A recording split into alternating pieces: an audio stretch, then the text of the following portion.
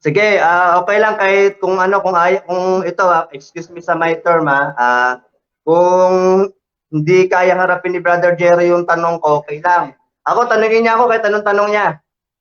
O, ito yung dahilan kung bakit siya tinatanong related dito sa kanyang binitawan mismo.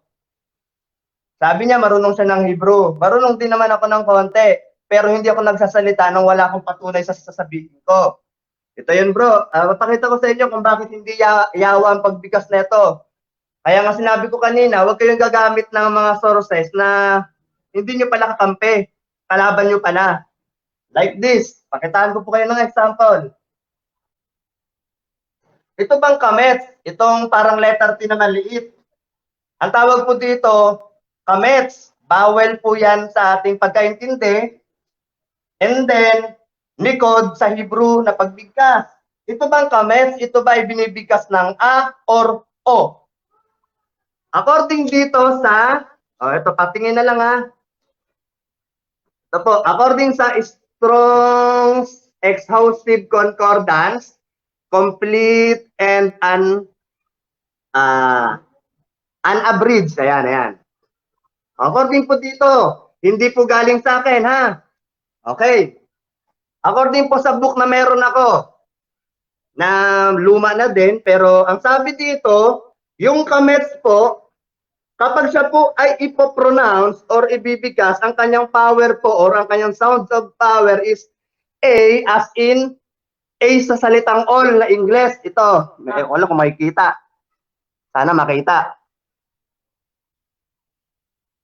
Ano yan? Medyo maliit kasi.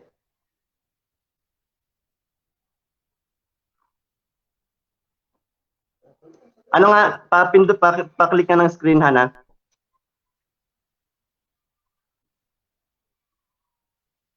Hindi ko na mabasa, Brother Elmar, kaya mas maigi kung may larawan sana kayo na pwede nyo i-screenshot.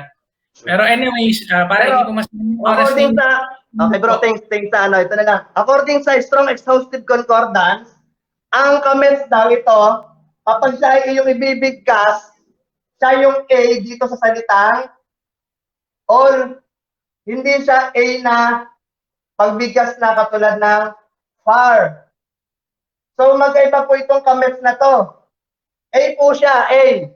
Pero hindi as A as far, kundi A sa salitang all. So meaning to say, kapag ito pinigas mo, hindi mo pwedeng sabihin yawa yan. Bakit? Kasi itong kames, siya po ay letter O. Pag binasa mo na po yan, ay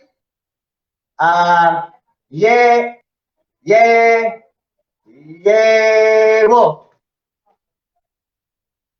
Or kung ito ay B as in victory, yebo. Kaya kung tinatanong sa kanya, ano ang source niya na itong kames at itong siwa, pag binigas, yawa. Ang layo. Dahil itong Strong Exhaustive Concordance, nagpapakita na ang pagbigas ng tetragrammaton na to using this dicotim, never pong magiging yawe dahil ito po, itong siwa or siba, pag binigas, sabihin nating letter E. Letter E or E and eagle. And then kamets, pag pronounce nyo po itong vowel na to ay O. A siya, pero sa salitang example ng Strong Exhaustive Concordance, to pronounce this letter A na nikod kamets ay all. A siya, pero pa-O ang pagbigkas niya. So how come gagawin niya itong reference o patunay, sabi niya may naipakita siya na ang kanyang presentation, meron siyang yawang pinakita. Na ang tetragrammaton pag binigkas yawa, ito pang ginamit niya ilaban sa kanya. Mas maganda pa yung, meron siyang binanggit kanina Pero hindi na pinakita niya. Dapat yon. Ito, hindi mo to pwedeng basahing yawa pag ginamitan mo ng siwa at kamets. So Brother Jerry, kaya kita tinatanong anong katunayan mo. Nagtatanong ako, katunayan mo, anong